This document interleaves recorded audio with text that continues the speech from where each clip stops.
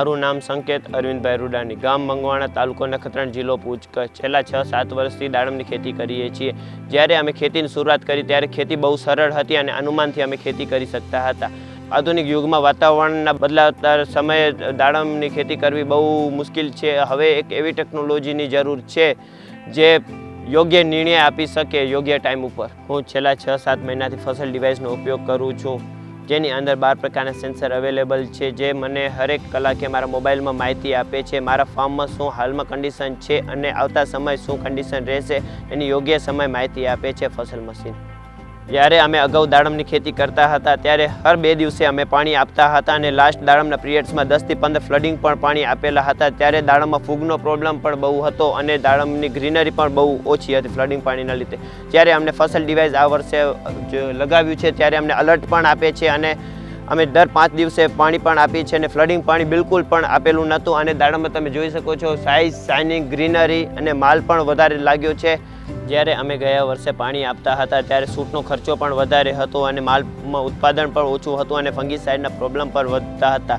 જ્યારે આ વર્ષે ફસલ મશીનની મદદથી અમે ઇરિગેશન કરીએ છીએ ત્યારે દાડમમાં સૂટ પણ ઓછી છે અને ઉત્પાદન પણ સારું છે અને વધારે પાણીનો અમે 40 થી 50% જેટલો બચાવ કરી શક્યો છે અને ઉત્પાદન પણ સારું લીધું છે. જ્યારે અમે અગાઉ ખેતી કરતા હતા ત્યારે અમે વાડી પર આવતા હતા અને ઝાડવાને જોતા હતા ત્યારે અમને ખ્યાલ આવતો કે થીપ્સ છે કે ફૂગ છે કે મિલીબગ છે.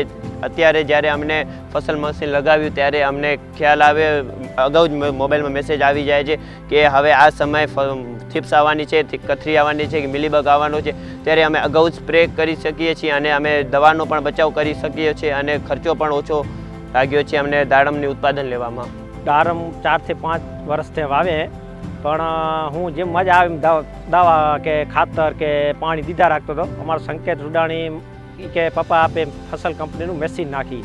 મેં કીધું હવે મશીન નાખવા શું થશે, નકામ જાણીએ રૂપિયા નાખશું નામ તે જીદ કરીને મેં નાખ્યું. 5-6 મહિના થયા પણ એમાં મને ઘણો ફાયદો થયો. હું એમ થાય કે આવી જાગ્યા થતી સવાર એમ થાય 2 વર્ષ પહેલાં નાખ્યું હતો વાંધો નહોતો.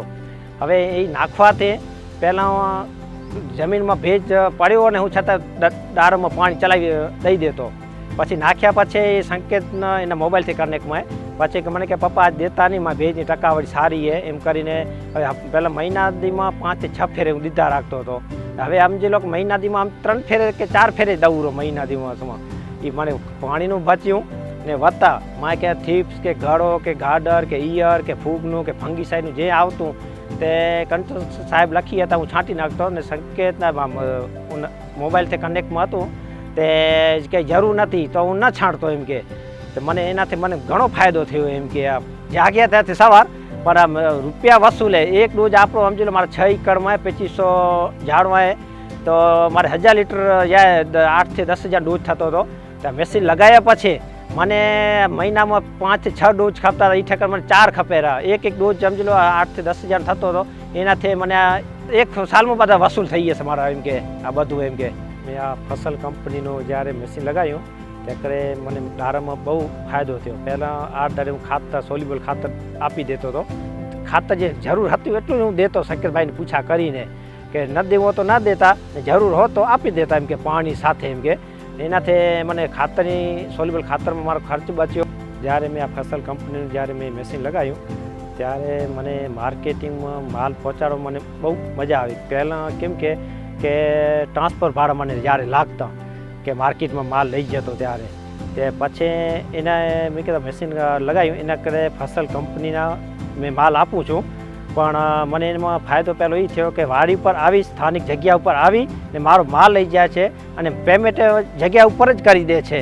એનાથી મને બહુ ફાયદો થયો. માલ તૈયાર થાય તો પહેલો એમ થાય કે પહેલો ફોન હું ફસલ કંપનીને પહેલો કરી સમજ્યા.